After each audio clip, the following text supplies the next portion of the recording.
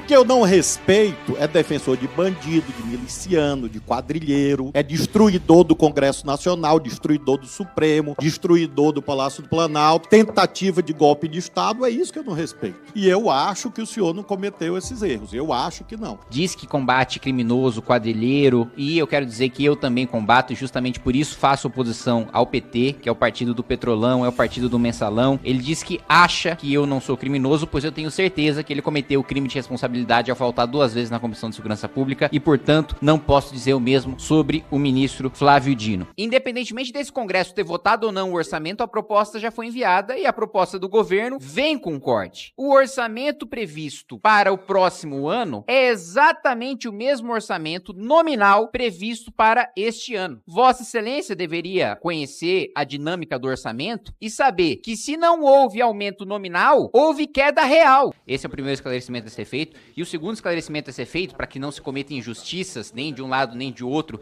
em relação a uma rede social, o Discord não é Deep Web, o Discord é uma rede como qualquer outra e que, inclusive, eu possuo um canal de Discord em que quem está no meu canal utiliza para fazer campeonato de debate, para apresentar sugestão de projeto de lei, para assistir filme, para debater livro e por aí vai. Então, não vamos demonizar a ferramenta, quando na realidade o uso por criminosos é exceção e não é regra. Mas eu queria questioná-lo, senhor ministro, e demonstrar o meu espanto aqui, dada a vasta experiência de Vossa Excelência no Poder Executivo, no Poder Legislativo. Vossa Excelência é um sujeito estudado, vem de uma renomada aristocracia jurídica, né, no Maranhão, e diz que não há corte no orçamento por parte da sua pasta, né, e diz que o orçamento ainda não foi votado, portanto não há de se falar em corte. O primeiro ponto a ser rebatido e afirmado a verdade é que, independentemente desse Congresso ter votado ou não o orçamento, a proposta já foi enviada e a proposta do governo vem com corte. E por que eu digo que vem com corte, e Vossa Excelência, inclusive, afirmou que vem com corte sem perceber? Porque Vossa Excelência disse que em diversas ações do Ministério, o orçamento previsto para o próximo ano é exatamente o mesmo orçamento nominal previsto para este ano. Vossa Excelência deveria conhecer a dinâmica do orçamento e saber que se não houve aumento nominal, houve queda real no orçamento do Ministério. Mesmo porque a maior parte das despesas de todos os ministérios, e o Ministério de Vossa Excelência não é exceção, são despesas vegetativas, que crescem pela inflação. O que significa que, se não há aumento real por parte do orçamento de cada uma das ações, há queda real, porque o orçamento fica espremido, principalmente o orçamento discricionário, que é o que Vossa Excelência tem controle. Então há corte, sim, na política de segurança pública e no Ministério de Segurança Pública, quando você mantém nominalmente exatamente os mesmos valores. Afinal, todas as despesas vão crescer e vão ser apertadas pela inflação. Aliás, pelo descumprimento da meta do próprio governo, todos os gastilhos fiscais previstos no arcabouço vão ser acionados no ano que vem, o que também vai afetar diretamente o Ministério de Vossa Excelência, e eu tenho certeza que ano que vem o governo vai dizer que a culpa é do Congresso, que não aprovou todas as medidas de aumento de arrecadação, de aumento de imposto que o governo enviou para este Congresso Nacional. Este é um ponto. Um outro ponto que eu queria questionar Vossa Excelência é em relação a essa argumentação rasa, que não é digna do conhecimento, da inteligência de Vossa Excelência, de falar sobre, ou de tentar criar um maniqueísmo, uma falsa dicotomia, em que a esquerda é aquela que quer o bem dos pobres e a direita é aquela antipovo, antipobre, que odeia os pobres. Essa é uma argumentação muito rasa. Há pessoas bem intencionadas em ambos os espectros políticos, dispostas a discutir políticas públicas em ambos os espectros políticos, e há pessoas mal intencionadas, e há ladrões, e há corruptos em ambos os espectros políticos.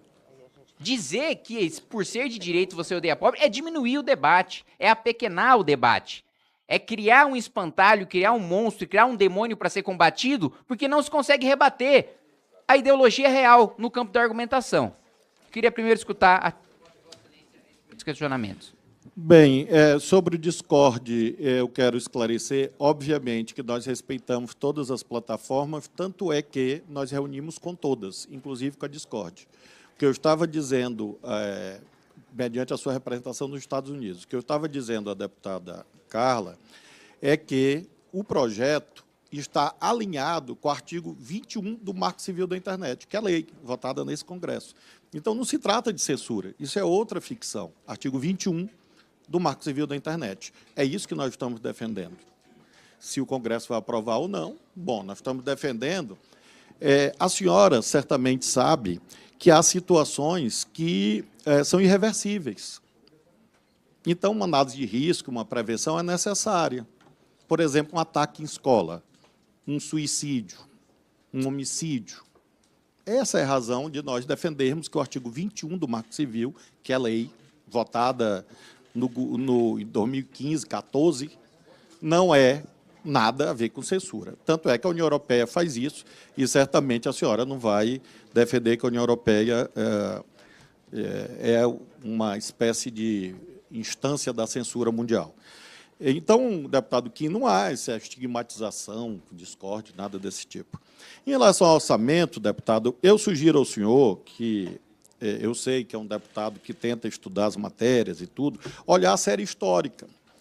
Aí o senhor vai entender que o seu raciocínio, de fato, briga não é comigo, briga com os fatos.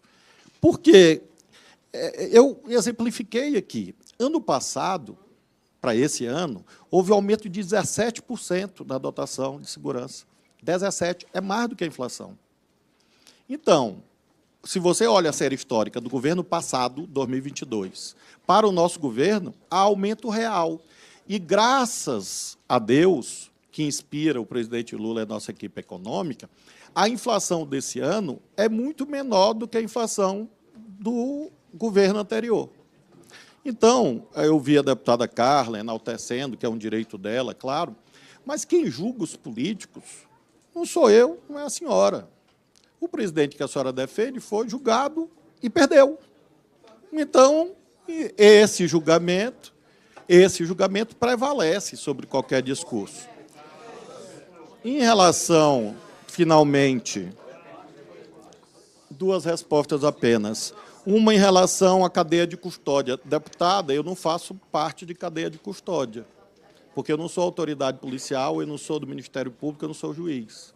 Então, esse raciocínio não se sustenta no Código de Processo Penal. E, finalmente, ao deputado sobre direita e esquerda.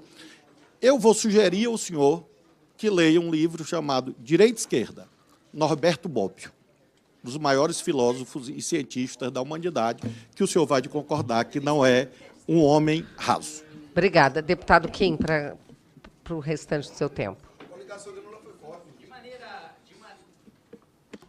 De maneira muito sorrateira, senhor ministro, o senhor citou o requerimento, Vossa Excelência sabe disso, trata da comparação do orçamento deste ano para o ano que vem, que foi o orçamento que Vossa Excelência referiu no início da exposição de Vossa Excelência. O orçamento do ano passado para esse ano foi votado sob o governo Bolsonaro. Foi votado na legislatura passada. Não é fruto do trabalho deste governo.